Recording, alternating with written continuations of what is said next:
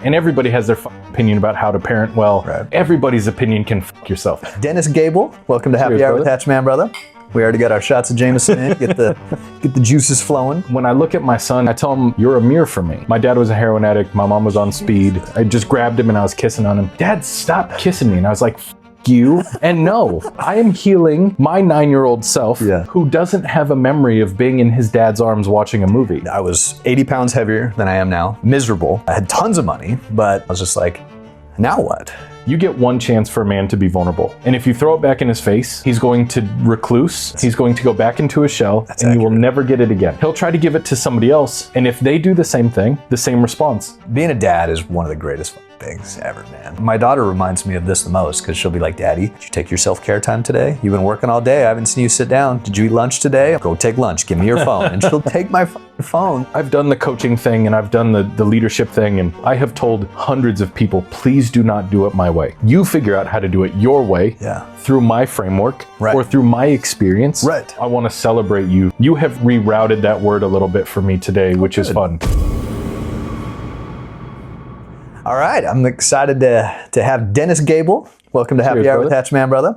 We already got our shots of Jameson in, get the juices flowing. Dennis, I know you sent me your little bio. Let's see if I can do my best to remember it here. You can stop me if I fuck anything up. But I'm going to judge you real hard. Oh, real hard, right? So brand strategist. Okay, yep. And creator of the 52 card pickup game, which I'll let you talk more about that. But from the sound of it, it sounds like you just are really looking to help people elevate their game. Yeah. Is that the gist of it? That is the gist of it. And a lot of times it bites me in the ass. Yeah. But being through so much of my own journey, I really have a heart to just help. And one of the funny things that we didn't really talk about yet, we'll use 52 card pick me up as an example. It's like 52 card pick me up. There we go. I think I said pick up. So that's okay. Everybody says 52 card pickup. Pick me up. Right? Because that's the game that we all remember. The game. Right, yeah. And the reason I named it what I did is because my dad used to do that to me. Really? My dad was a drinker and drug doer and all sorts of fun activities, and play a card game or something, or play Uno, and he'd be like, we got another game. And just throw them all over the fucking living room. And so the name is actually like a little bit of a fuck you nod to my dad. Nice. I don't sell a lot of them because I don't push it. Sure. I made it for me. Yeah. And I know that it has value to other people, but I get my rocks off on making the thing. Yeah. I made it, I bring it to the world, and then fucking don't care. I'm such a creator and mover in that way that the fun is in the creation. And the monotony of like having to sell the thing and market the thing and marketing is what I do. Like that, I make a living as a brand strategist, helping other people position that story. Yeah. And it's so fascinating to see the value in something and also not really give a shit. Right. And I mean that in a good way. No, I get entirely what you're saying. I am not willing to get wrapped up in the game of marketing a single thing for the rest of my life. The boy watches a ton of YouTube shit, and I'm like, that dude has to be that persona so long as he wants to make this money. Right. Fuck all of it. That's another job. Dude, fuck it. It's terrible. Dude, we are a lot on the same page. Like, this is a very recent journey for me. I spent years just being lost, right? Like, as a kid. What does that mean to you? Well, the word lost. Not knowing my purpose. Okay. Not knowing what I was here for. So as a young kid, I didn't grow up with much. I had an amazing family, first off. Like, I have the most incredible mom and dad who I love so much. They're both in their 60s. They live in California now. They remind me of just two young people in love, and they've been together for forever. I'm their firstborn. Okay. I've got 3 younger siblings. We didn't have a ton of money. We grew up in my grandparents' homes, my dad's dad, because when I was a young kid, my dad tried to start a business and it failed and went through bankruptcy. And so they ended up having to move back home. And that, was supposed to be a temporary thing. And they were there for, like 20 years. Like it was a long time. So I grew up basically with my grandparents. Yeah. I had a really well-off best friend who lived right across the street. So I always envied him in that lifestyle. Like his dad had the fun house. They had a basement. They had all the video games. Like we weren't even allowed to play video games in my house. So I'd always kind of wanted that for my kids. So that's kind of cool. Like that I have that now. Well, your basement is fucking rad. Thanks, man. It's fun. fun. Like but that's what I did it for. Is like I wanted to have that safe space for my son and my daughter and their friends to come just hang out, do their thing. Like, this is the fun house. Like, this is the cool house. Like, we wanted to be that person. But I'd always been really money hungry. Like, okay, I got to make tons of money. That was always my goal. In my mind, the goal for me was to make $1 million in a single year. That's how you become a millionaire. That was at least the mindset I had, right? So I accomplished that goal back in 2021, and I was 80 pounds heavier than I am now. I was miserable.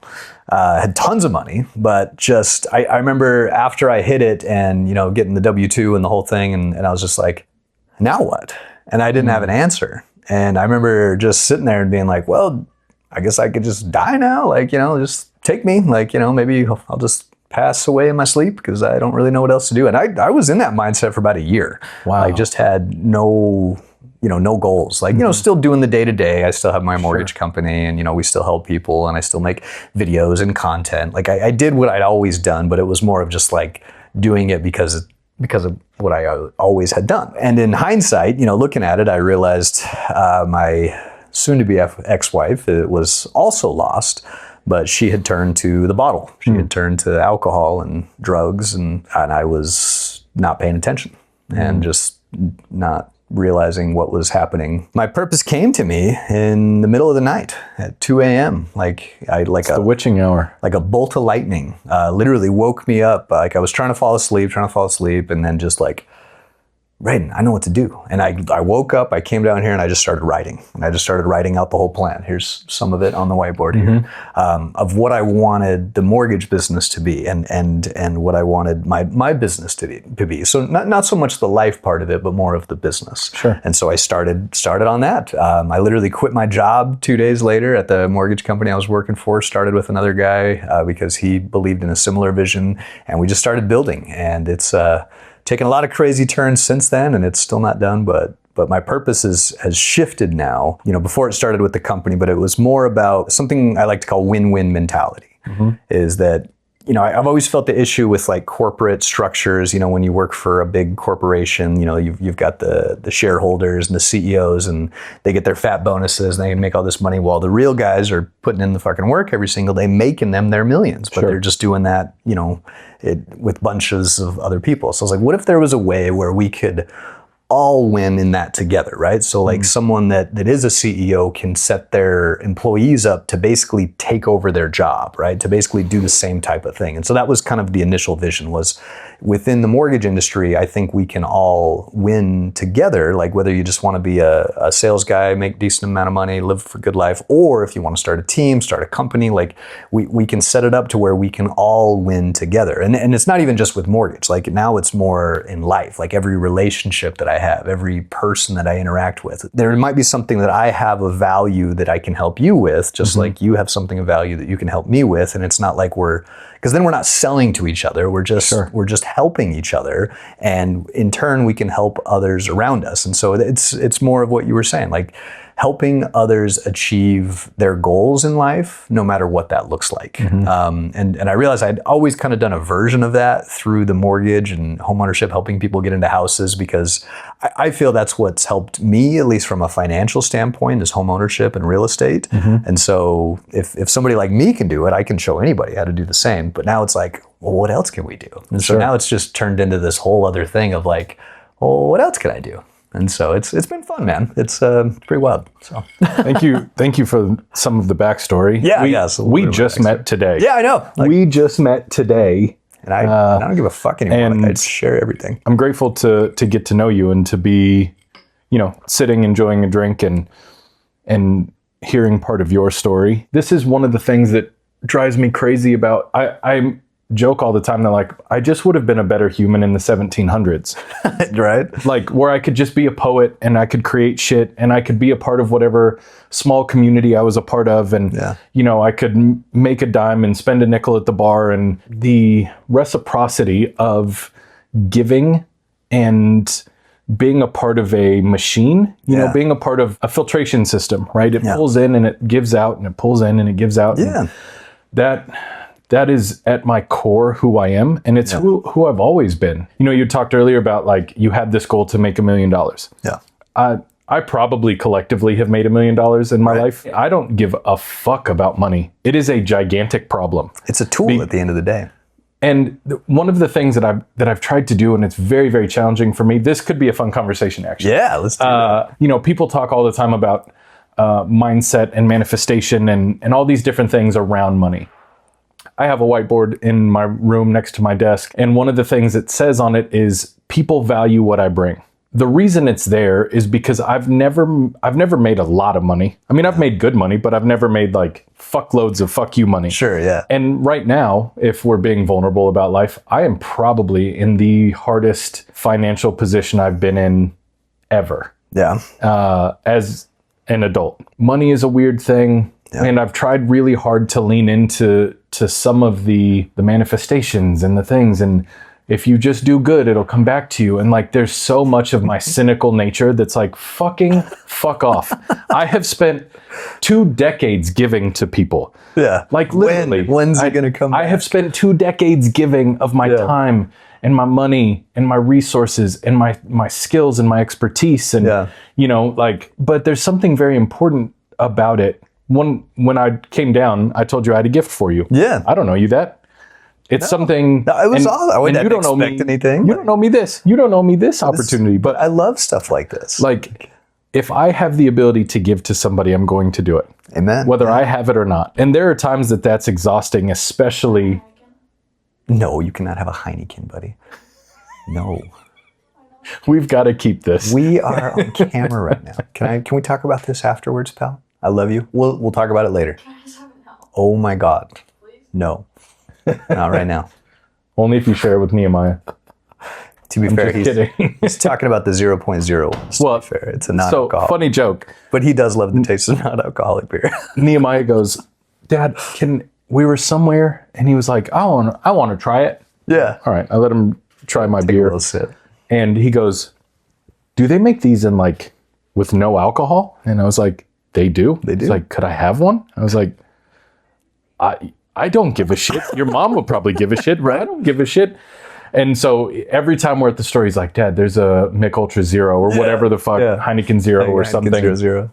And I'm like, not yet. We're gonna, like, I appreciate your he's 14. Your European mindset, right? Yeah. But also bump the fucking brakes for a second. Right. Yeah. Let's just hang. That was really funny though. But that was hilarious. This is my kid, man. I'm just so proud of this kid. Like this year, honestly, since his mom has been out of the house, he's been out of his fight or flight mode. He's been able to express himself without judgment or without being yelled at or belittled. And he has just really come into his own, and it is really fun to see as a dad, man. Yeah. Like, it is just so fucking cool to see him turn into this kid. Like, that whole interaction when he first got here, the way he was just like spitting everything out to you, he doesn't do that. Like, he's never done that until recently. Like, he's outgoing. He's like, he was always this shy, reserved, angry kid. And now he's just, I mean, you see him. I wouldn't be able to tell.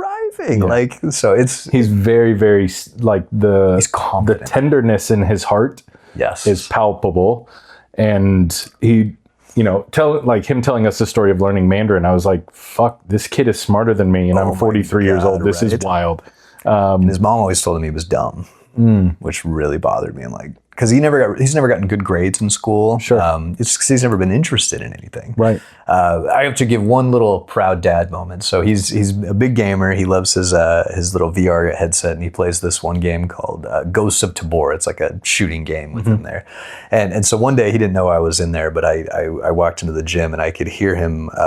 You know how most 14-year-old kids are to strangers on the internet, like playing games. They're just fucking little assholes. Yes. So there was a little kid in the game that was clearly younger than him who was having trouble with things, and he was like giving him some of his weapons, walking him through how to play the game, like just cool. A random stranger little kid. He's like, oh, no, let me just help. Oh, here, I have an extra one of those. Let me give you this gun. You'll like this one. And he had no idea it was there. Yeah. But that's who that kid is at his core. Like, he just loves helping those in need, and it just We're super proud dads. I love that. He'd be so embarrassed if I told that story, but well, you did tell the story. He'd be so embarrassed if he knew that you told the story. That's fair. But he's such a good kid, and it's just being a dad is one of the greatest fucking things ever, man. Like just seeing these kids come into their own, and just especially considering all that they've gone through recently. Like, man, I learn more from them every day than I could ever attempt to teach them. Dude, we had different upbringings for sure. My dad was a heroin addict. My mom was on speed. Jesus.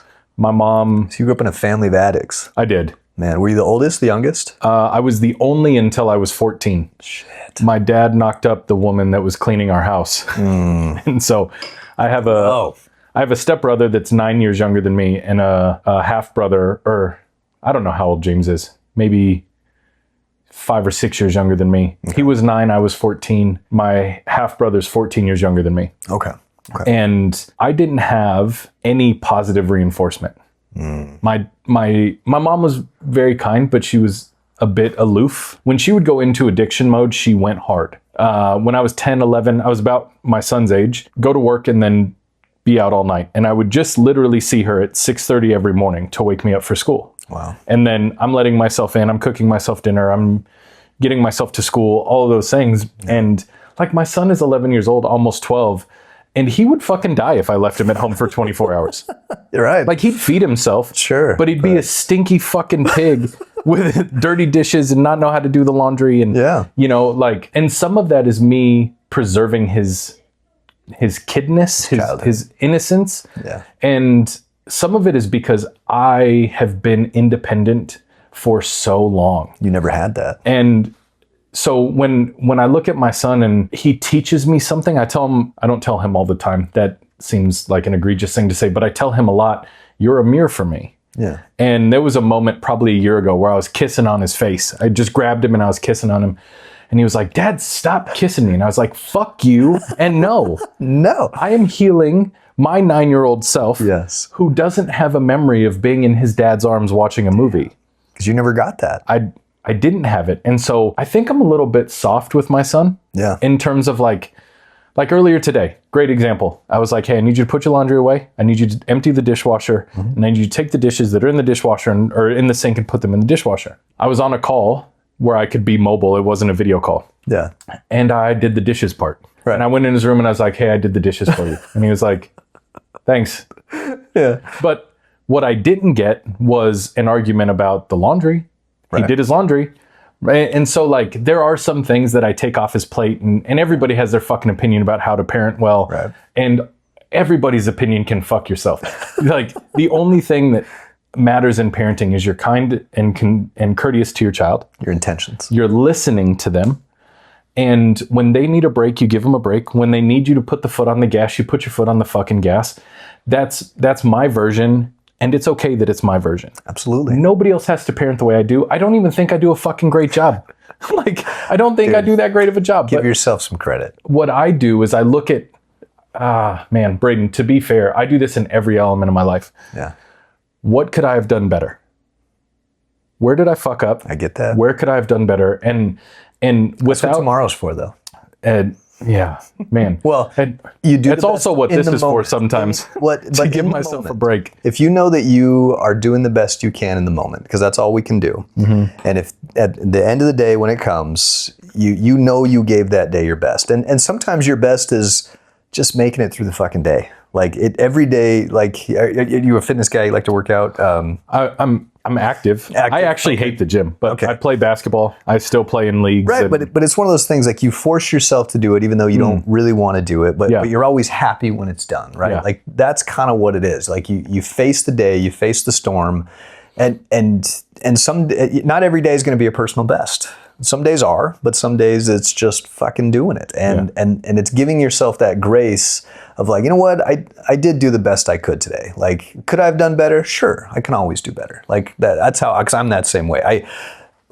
I'm 40 years old and I've never felt good enough until this year. Like I've always had that voice in my head that says I'm not good enough has always been louder than the one that says I'm good enough until recently. because I've allowed myself to feel shit. Yeah. I always, like as men, we just push it away. We don't feel shit. It's fine. I'm tough. I'm going to get through it. Right. But some things, again, the experiences that I've had this year, I wasn't able to push away. They were too fucking hard. And allowing myself to feel that has turned me into a whole different person. But one I think is better. And I don't know that it's the right one, but I'm going to keep fucking trying it this way. It's the right one today. It's the right one today. And one of the things that I tell my son, and I say when I do fuck up, is like, I've never been here, right? I've never been in this moment before. You've never lived this day before. It's a very powerful phrase. And the boy doesn't, he knows that like, I don't have the money I used to have. Sure. But he doesn't really know how bad it is. But there are moments where like, good, though. I'm feeling, he knows that it's not good. Sure. He knows that where I'm at is not where I want to be. Let me say it that way. Okay. But he doesn't know all the details because he's fucking 11. He doesn't need that burden. Exactly. But also what he does know, when I snap and I lose my shit, and I'm like, I should pick up the fucking thing, whatever it is, I can come back to him and go, listen, bro, that wasn't about you. Right. It sort of was, because you could have done what I asked. Right. But also, I have 48 things in my head all the time. Right. And today it's worse than it was yesterday. Yeah. So if you can give me a little grace, I'm happy to apologize. I'm very sorry.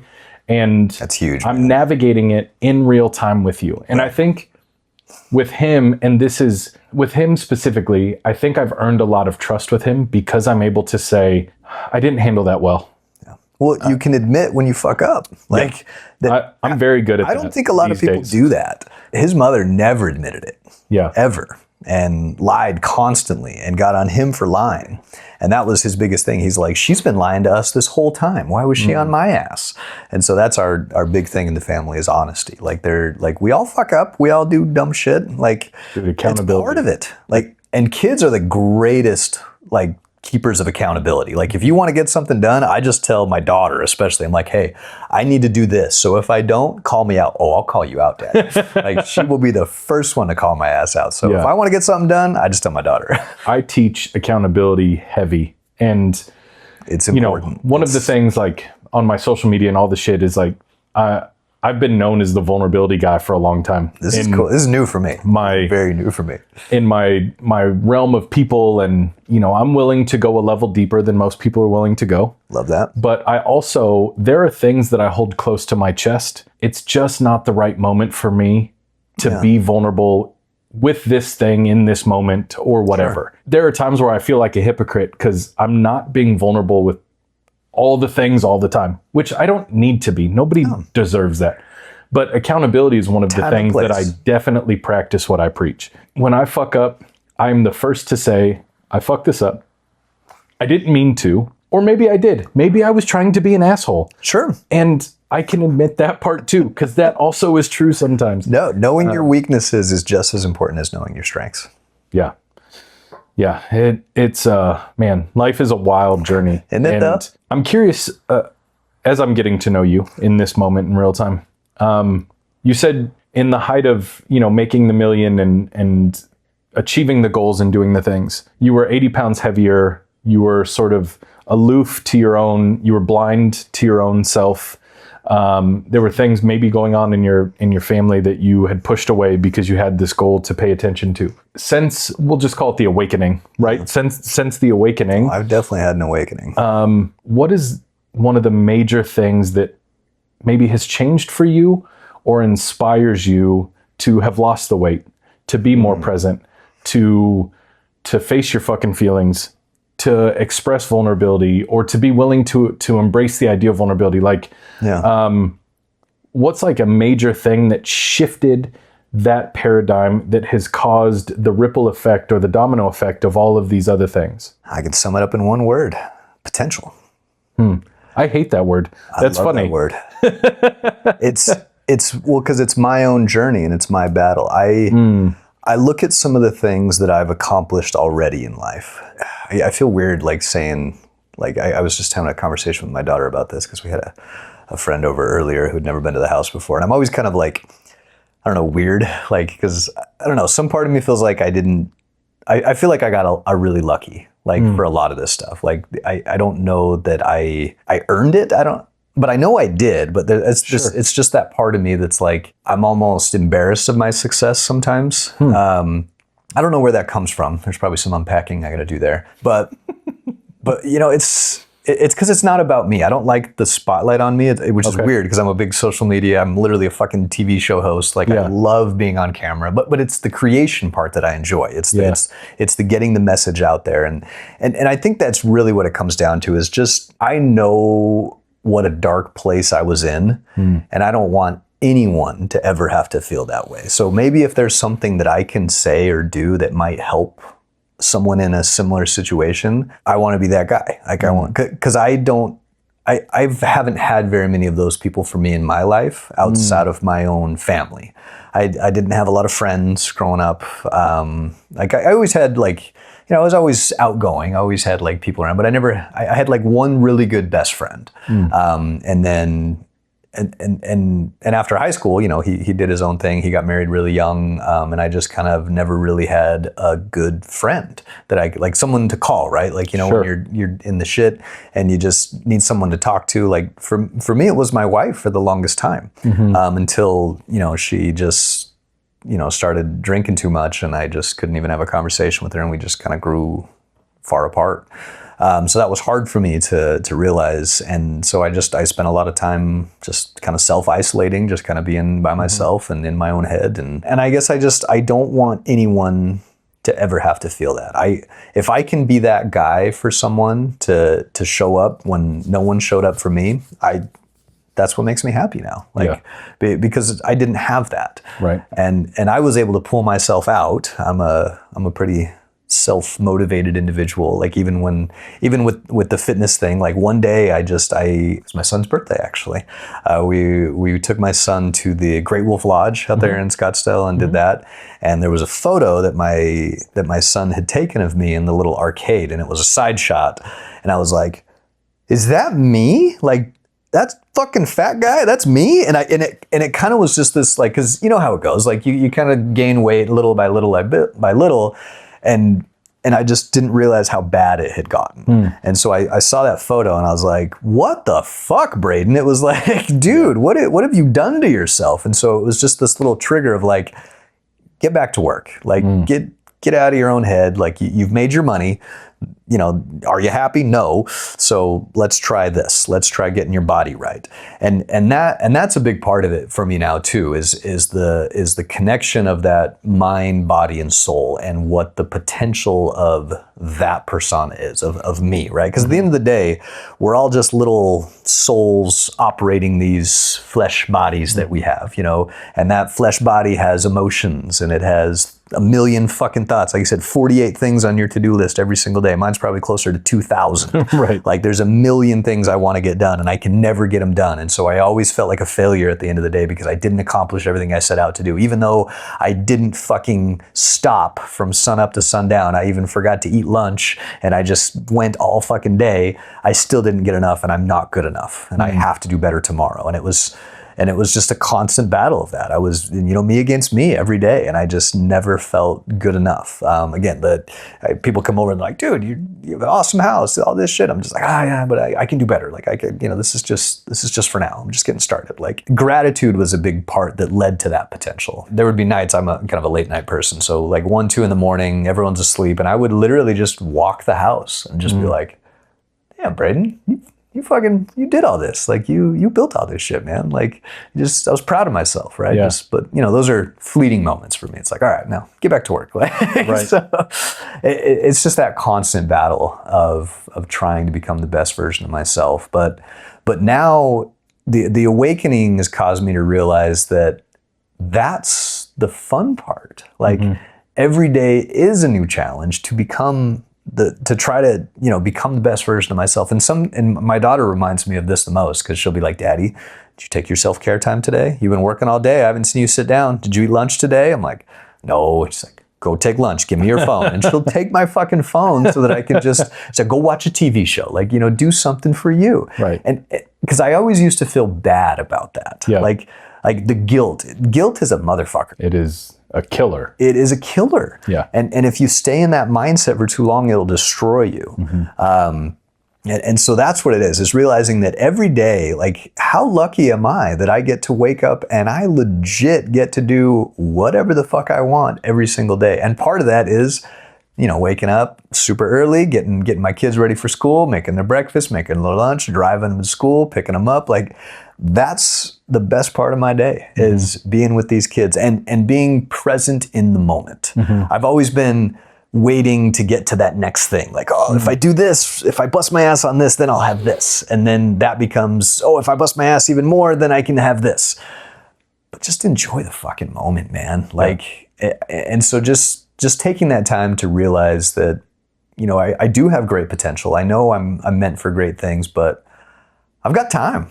Yeah. Like, I need to enjoy, again, it's the stupid thing, right? Stop and smell the roses. Like, that's what matters to me. Like, just enjoying moments and then connecting with other good people. That's the part where, I do think there's a spiritual element, because if you do spend too much time alone, you do get stuck in your head, at least for me. It's where misery lives. Right. Yeah. And so it's, I'm very comfortable and happy alone, but I get energy from the right people, right? Like other people with the right energy, that have the right vision, that are also trying to figure this crazy fucking life out. And maybe there is something that I could say that would help them. And just by you being here and giving me your energy and wanting to be on the podcast, like, I'm just like, somebody wants to be on my podcast? Like, I don't even fucking know this guy. Like, it's awesome for me. And so it's just, I'm very grateful of what's happening right now. Yeah. And I don't know, man, it's just, life is fun. I don't have any room for negativity. I still have my moments. We all do. We're all fucking human. But like you said, I admit them very fast. I'll snap at my kids sometimes. Like, I thought I told you to fucking pick that up. Like, you're supposed to do this. And like, I came off a little strong there. I'm sorry. You should have picked it up, but I could have handled that in a better way. And then, it's just, having that conversation and then they're more willing to do it. They're like, all right, Dad. I was like, because if you don't do it, I have to do it. And then that is more shit I have to do, which takes away from the time that we get to spend together and just enjoy life. And so just kind of helping them understand that. And then we're all trying to do a little better together. When you had first said the word potential, my immediate response was like, ugh, because let's hear it. I love this. Your definition of potential is great. Yeah. Because what I heard in your telling of your story is you identifying the parts of yourself that you diminished for a particular cause or goal or whatever, and just the recognition of more of yourself that you can give, that you can pour out, that you can be. Yeah. That is a great definition of potential. I hate the word potential because of the other use, which is when somebody says, you've got so much potential. Yeah. Fuck yourself. I hate that. I hate that phrase. Okay. Because everybody has it. Correct. And I think that's why I've always hated it. I love to see the beauty in people. And I see it's what makes me a really good strategist, is because I can see beyond the fold. Like, past the horizon is what I'm paying attention to. And when I can see past the horizon and I see past your bullshit guilt or shame or your imposter syndrome or whatever the fuck thing you're putting in front of me that you're projecting onto me, I'm seeing past the horizon to the real shit. And so potential's never been hard for me to recognize in somebody. It always felt like a really easy cop-out compliment for people to say, oh, you've got such potential. But you're not there yet. I see what you're saying. It always felt like fell short. Like a negative, right? Like, you could do great. You're not there yet, right? But you could be. It always felt like a fall short statement to me. Okay, interesting. And that's why the word like makes me a little cringe. Makes me want to act out. Well, because for me, it's not the potential of anybody else. It's me against me. Like it's what am I capable of? Like, I know I can. Like, again, looking into just some of the shit I've already accomplished. Like, sure, that's great, but what else could I do? Yeah. Like, so it's almost just like like, well, let's see what I can do, man. Like, and so that's what it's about for me. Like, it's just trying new shit, trying things I've never tried before, because why not? Like that's what life's all about, is trying new shit. You know, we're not going to be good at everything, but I might find something that I really enjoy by trying new shit. Yeah. And so that's one thing we talk to my kids about. We try to, you know, have a new cuisine or a new restaurant or something as much as we can. And, and I always have a rule where, well, you have to try it at least 3 times. Like, you know, you may hate it once because sushi was like that for me. First time I tried sushi, fucking hated it. Yeah. Second time I tried it, fucking hated it. Third time, this is incredible. Yeah. Why did I hate this? Why did I hate this? Yeah. So it's like, you know what? Just because you tried it once, and because we progress, right? Like the person I was 10 years ago is not the person I am now. And the person in a major way. and the person 10 years from now is not going to be the guy I am today. Right. And I hope that it's a better version. Right. And that's the goal. That's what potential is to me. Yeah. Well, you've redeemed the word slightly for me. All right, there we go. Yeah, we got 10% redemption. But I can totally see the negative aspect of that, because I will say that is one of my faults, is seeing the potential in someone and then being disappointed when they don't reach it. And that's on me. Honestly, I did a lot of that with my wife. I saw her potential, but I didn't see her for who she was. Yeah. And that's on me. One of the other things that you talked about was presence. Yes. And, you know, we live in a world stricken with anxiety. Oh my God, and right? Not a plug by any means. I wrote a little 5-page ebook that I give away. I post a link sometimes, and I want people to download it. But the whole premise is be here now and your anxiety will diminish. Right. It may not go away. It may not go to zero. The tank is not ever empty, really, because it's always there. In 2025, we have so many things that we have to worry about. 100 years ago, we didn't have 100 things to worry about every single day. We had 13. Right. Now we're worrying about so many things in the economy and the politics and where everybody's opinion is and who I'm going to offend and am I going to get canceled and did I do enough content and did I say the right thing, and and that doesn't even get us into our home where we're worrying about our children and our life and all that. And presence really is the thing that diminishes anxiety. Yeah. And when you can be present, and so I love that you talked about that, and that's part of the journey you're on, is just being here now. Yeah. Is the cure for so much internal disease. Big time. And I say the word disease because disease is something that grows. No. It doesn't go from 0 to stage 4. Right. It is something that grows. And when you're not paying attention to here now, things can get fucked up over a long period of time.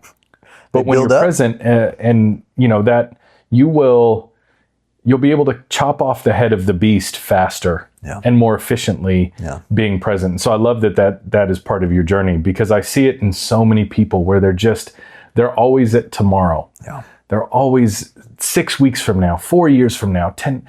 And, being somebody who's worked with hundreds of business owners and helped them create strategy and create brands and do all these things, I would never ask you what your 5-year plan is. Yeah. What is a 5-year goal? Don't fucking care. What are we going to do in the next 4 weeks? Yeah. Which is enough. That is enough stress and anxiety for any human. Right. And if we set ourselves in a place to accomplish a quick thing, you can build a bunch of quick things that will far outweigh the big thing. And there are a lot of places in life that I don't have that experience. I've never owned a Fortune 1000 company or never built one, right? Yeah. As an example. Is that something you want to do? I don't fucking know. But it just but as an example, I've never sounds like a nightmare. A 5-year goal of I want to build this kind of company. Sure. But where I have seen what I'm saying be prolifically real is in my emotional health. Every single day, if I'm setting myself up to be present today, to tackle today, it makes tomorrow way easier. Yeah. And I can set short-term goals for myself. I'm going to meditate more. I'm going to, and I have really strong meditation practices and really strong self-care. I need a day on my couch. It is a non-negotiable in my life. I get one night on my couch every week. And some of those nights a lot of the time that I spend with my boy we play video games a lot. And I've learned to play video games again because it's something he likes to do. Gives us time. Same right? with me. Watching a movie, doing something. But when I have him week on, week off, Monday to Monday. Okay. So for 7 days, I don't have him. Okay. It is a non-negotiable in my life that I spend one night by myself on my fucking couch and nobody gets to fucking disrupt that. That's your self-care. I love that. And so there are things that I have laid out in front of me, but I have to tackle them today. Yeah. And one of my best friends in the whole world, this is something I didn't even plan to talk about. We're in the midst of launching a new company called The Brand Friendly. And it's been a 4-month-long building journey. Like we are really trying to build it well from the jump. Ground up, so that we don't have to go unfuck ourselves in 2 months. Sounds like you've made those mistakes before. Definitely made those mistakes. The foundation is everything, man. He told me this morning that I can't feel shame in my optimism. Yeah. Which is a really powerful statement. That's really powerful. Because he knows that I wake up every day and I'm like, it's a new fucking day. Groundhog Day, you just wake up and you're like, it's a new one. Yeah. Or this Spotless Mind movie with Jim Carrey. Yeah. I'm blanking. I love the movie and I'm blanking on the title. But he just keeps waking up in this new version of this moment. Right. And that's kind of how I am. I wake up and I'm like, yesterday's fucked because it's over. It's done, right? So here I am today. Yeah. How can I do today? How can I live today? And I would say that is one area where I can absolutely, existentially, philosophically, religiously prove that being present is better than living in the future. Men struggle with this silently, where they beat themselves up and they die under the heavy hand of shame, and they're not being vulnerable with their partners, or their partners aren't being kind to them, and there's a lot of fucking weird dynamics on social media about how people should do relationships and the role of the man and the role of the woman, and all the things. So much information. It's overwhelming and exhausting. Like, it's the information overload that we have, like with everything, right? Whether it's relationships, how to run a business, how to make money, like everything's coming at us all fucking day in videos and ads and blah, blah, blah. And so it's just information overload. I had a conversation with a good buddy about this today. He's like, there's so much that you just do nothing. Yeah. And that's the problem. It's easy for people to get wrapped into a group. Yes. It's a fascinating idea. The reality that you and I could be on total opposite spectrums, be it politics, be it religion, be it how we parent, be it whatever. And you and I could sit here one-on-one and find common ground. And it wouldn't take that long. I agree. We would just have to have a conversation. I agree. Now, if we added one more of me or one more of you, then it's a war. Yes. Because that affiliation drives people to be complete fucking mindless assholes to other people. What is up? See, it's the two-party system. That's the problem. When it's just two people having a conversation, doesn't matter what the fuck you believe. You can find a similarity somewhere. Right. Politics, religion, no matter what. No matter what. When you add a third person to the equation and it's offset, or it becomes us versus them, or them versus us, then it is miserably hard to have a meaningful conversation. Why is that? Affiliation is everything.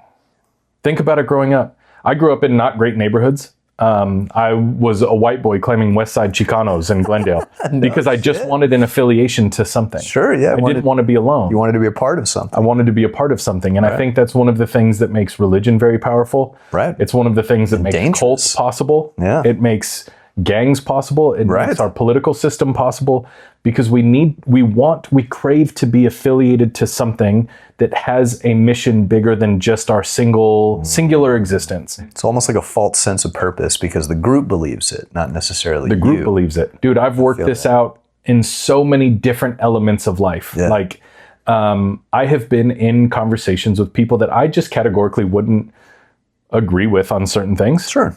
My only goal is to find the thread that ties us together. Yeah. Because I know that if I take the route of war, the route of anger, the route of enemy, the route of winning, ego, then I'll prove that too.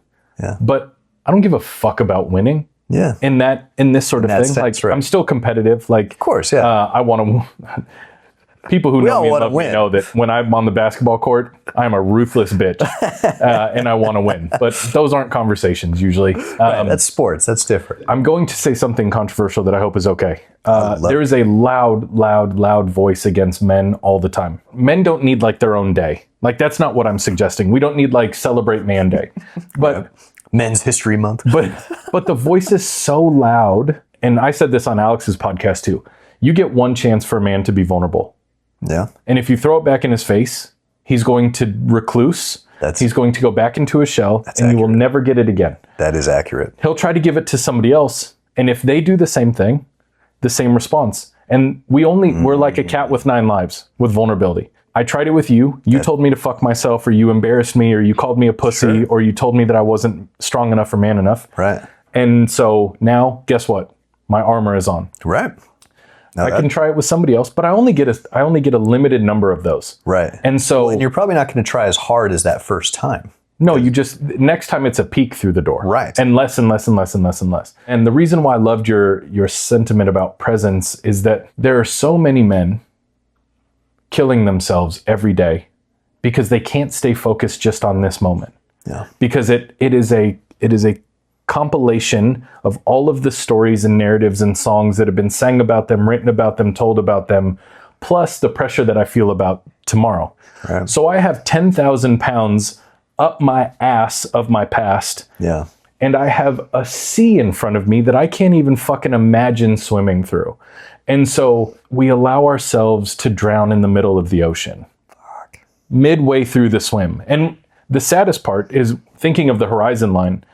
We only see 100 yards in front of us, or some, 1,000 feet in front of us, whatever the fuck that number is. It's not far that we can see in front of us. Most people can't see too far into the future.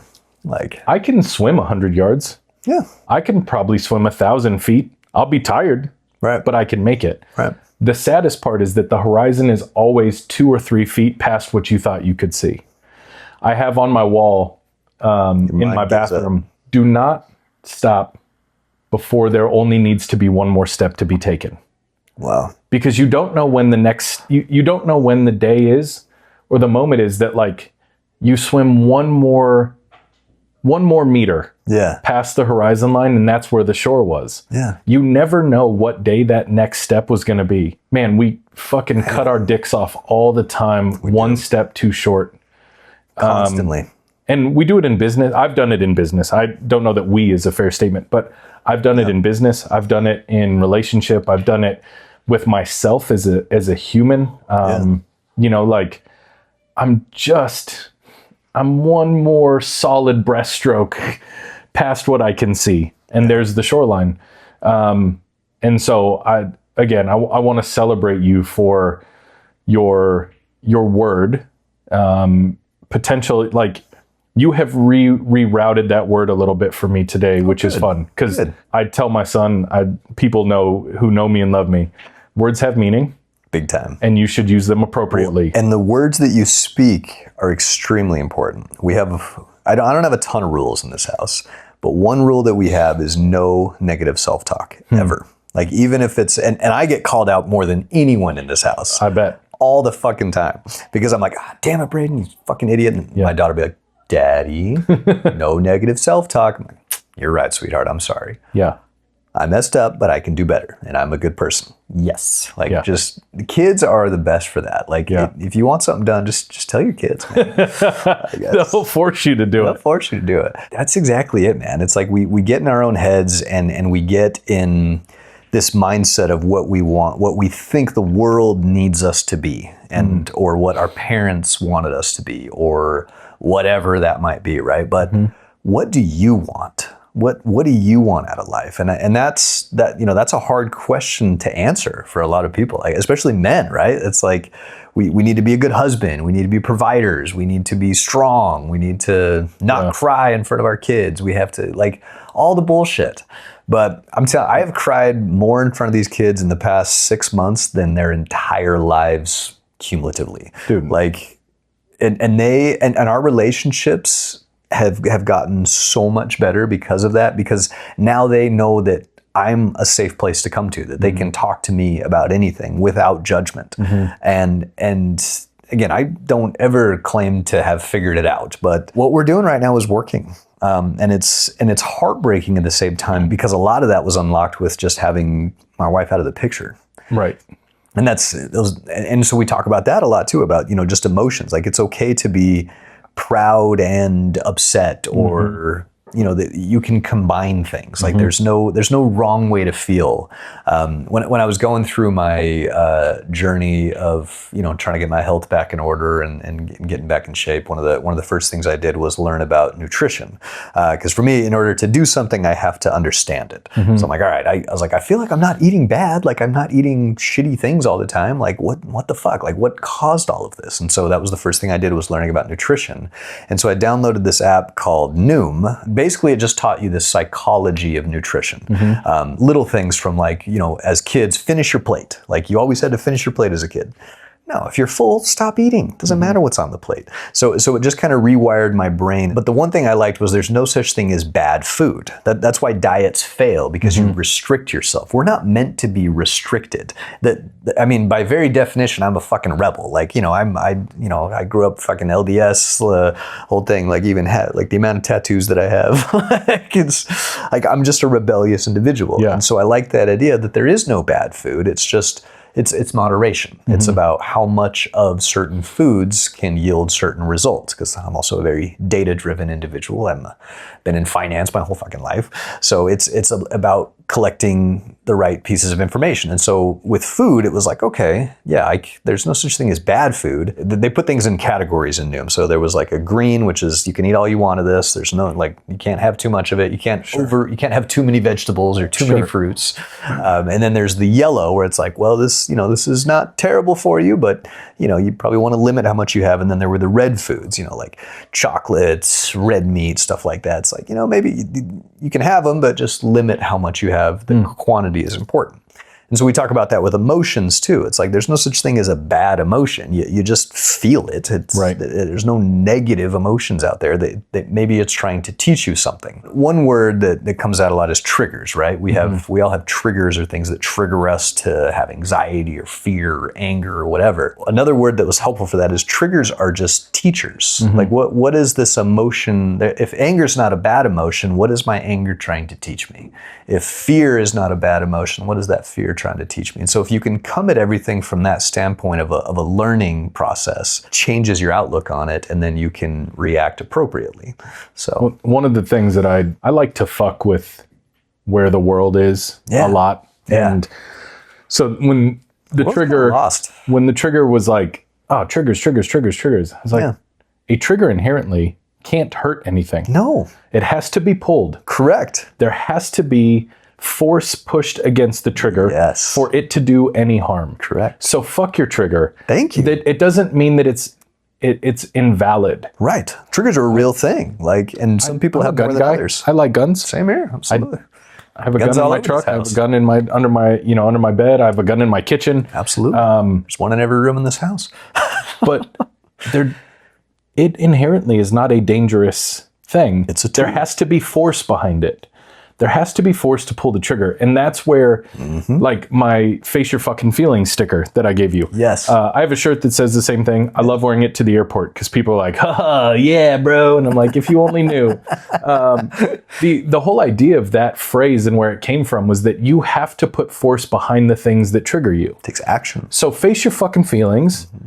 It doesn't mean don't feel that. Face your fucking feelings does not mean don't feel that. No, it does not mean don't respond. It's the opposite. I think it means feel it in its entirety. Yes. Feel all of it. Understand why you're feeling it. Yes. Dive into that. Because I can be angry at you and have a gun in my hand, and it's still not a dangerous situation. Correct. Only until there's force behind the trigger. Right. Then it becomes dangerous. Correct. And that is, as a man who believes in provide and protect, my son doesn't get to walk next to the street.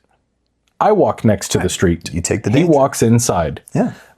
So there are a lot of like machismo things that I believe in, but I also believe in managing your emotions, tempering yourself, feeling it to its greatest extent, and then sifting it out afterwards. Letting it go. Like that, I told my son, I'm gonna need a fucking new therapist when I'm too old to play basketball because the basketball court is a place that I get to do that. Yeah. I get to talk shit. I get to cause some problems. It's an outlet. I cause a little ruckus. Like, I'm kind of an asshole on the basketball court. Yeah, but it's an appropriate place to be an asshole. We're competing, so fuck Absolutely. you. Deal with me or don't.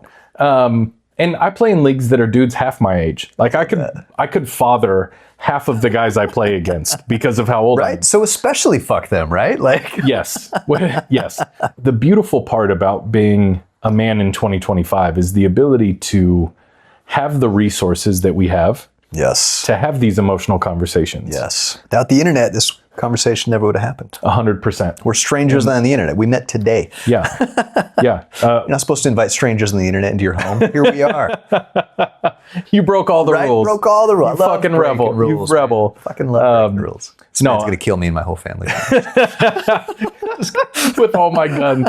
Oh my God. It's a fascinating journey. And one of the things that I hope people listening gather from this conversation is that two people can be at two different places in life. Yeah.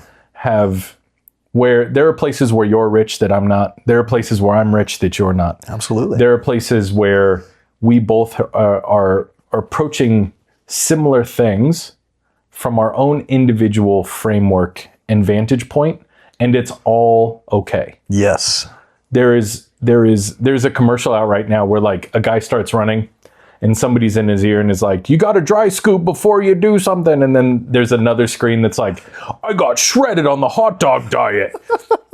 And it's this like, tongue-in-cheek sort of commercial about fitness shit and whatever. But it's so true is everybody has a major opinion because what works for you is wonderful. Yes. But it doesn't mean it's going to work for everyone else. No. I have a funny story that I'll sort of end my rant on this story. Love this. When we were potty training the boy, got it right away. Yeah. And, he was born in 2013. The world of Facebook mothering was already really real. Oh, yeah. And they have their groups.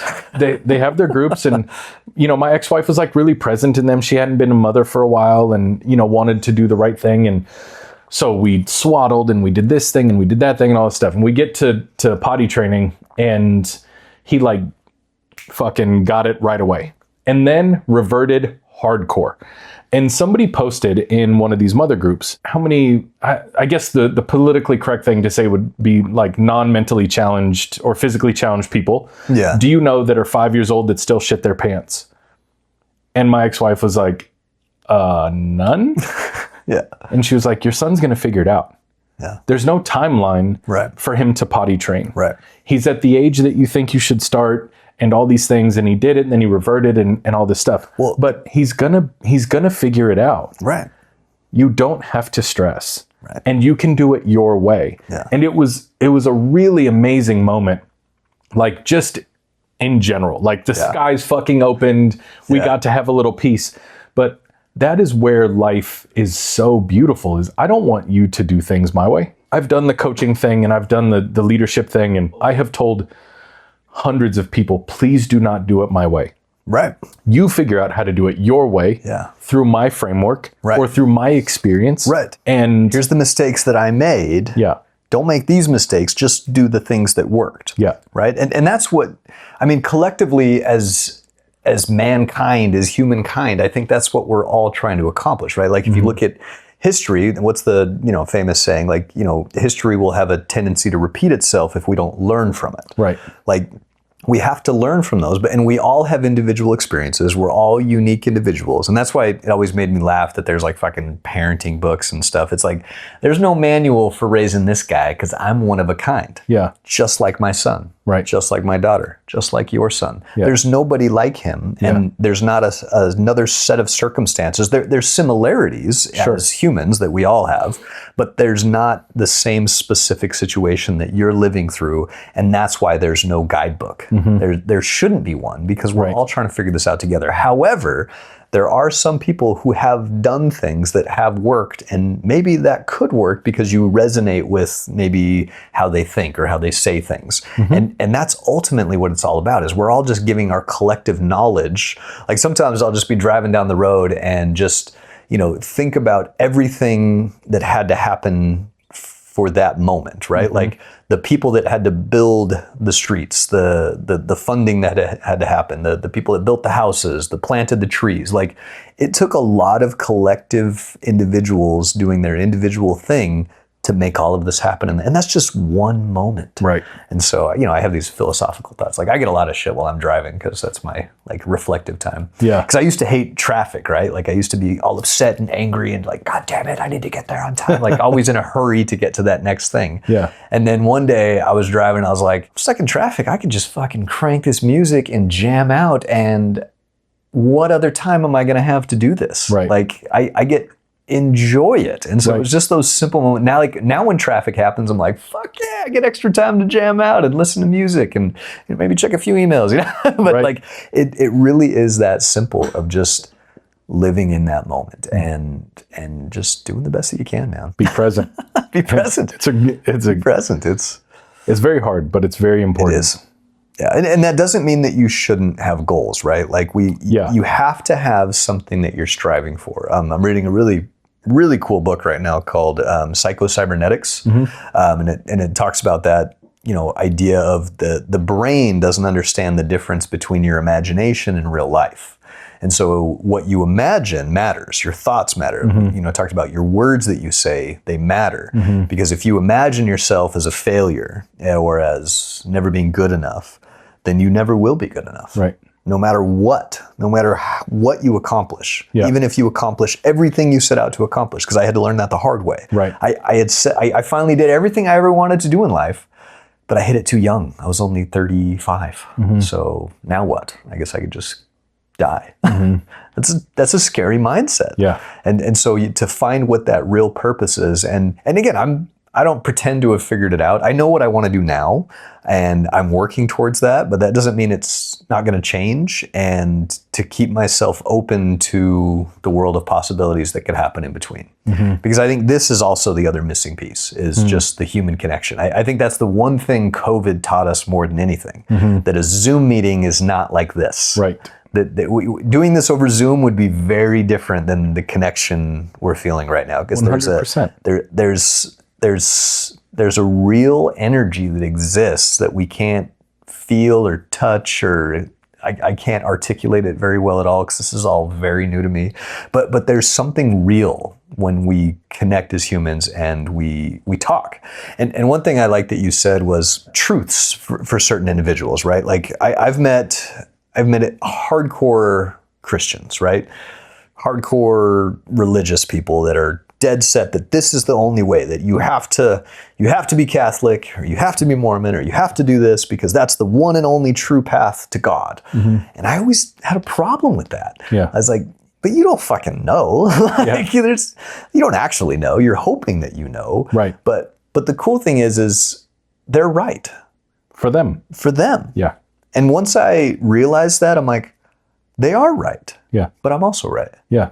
But our ideas set, are complete opposites. So how can we both be right? It's because it's our own truth. I have my experiences, you have your experiences, and everyone else has their own. Yeah. And that's really what it comes down to. So if you can just let go of that ego, let go of that pride, and that's why I never claimed to know it all, because I was like, I know what works for me, but there's nobody like me. So this may not work for you. Right. But it worked for me, and you can try it, and I can show you what you can do to help maybe make it a little bit better, because I fucked up a lot trying to get here. Right. And I'm still going to fuck up. I think that's the whole point of all of this, is we're supposed to fuck up. And that's it. It's just don't feel bad. And if you can get to the point where you can almost celebrate the fuck ups, it's like, man, I fucked up so bad, I'm never going to do that again.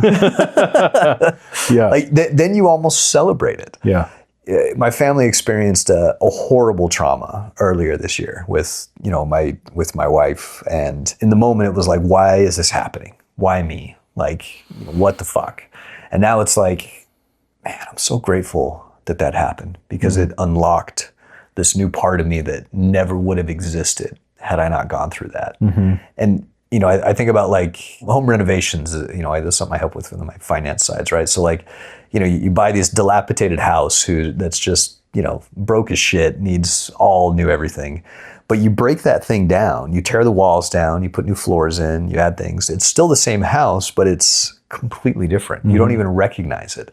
And it never would have become that had you not broken it. And we're like that as men. We almost, and so if you can get to the point where you almost want the pain, you want the shitty things to happen because you know what it will help you get to, that's what it's all about. Like just almost wanting the pain, like ready for it. Like, let's go. What else you got? Because the more you break me, the fucking stronger I'm going to get. Yeah. And that's fun for me, man. Yeah. Like, it's fun for me too. It's fun, right? In my personal journey, I've been broken quite a few many times by myself and by others. Sucks. Like I'm not negating the fact that it fucking sucks. Like when you have to go through terrible shit, it's awful. Yeah. And you want to die. But I would never be who I am today. But you wouldn't be who you are without those. Yeah. And so it almost makes you grateful. It does make me very grateful. But that's the difference, because there are others that will allow those situations or those experiences to then become a victim and be like, well, I can never do this because I went through that. It's like, nah, you get to do that because you went through that. And it's just, it's all about mindset. Like I preach a lot about home affordability on a lot of my, on a lot of my channels. I was like, you know what? I don't think we have an affordability problem in the United States right now. We have a fucking mindset problem. There's a way. We live in the United States. There are so many ways to make money. There are so many ways to accomplish whatever you want to accomplish. The problem is you're not willing to do the hard work that it takes to get there. So yeah, it's not an affordability, but your employer doesn't need to pay you more.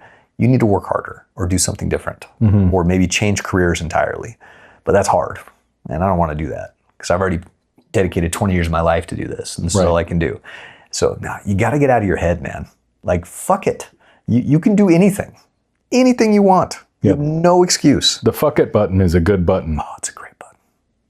Because honestly, life is beautiful, man. And every day is just another opportunity to try again. Yeah. And that's what's so fun about it. I agree deeply. All right, you're out of booze, man. We should probably just kill this thing.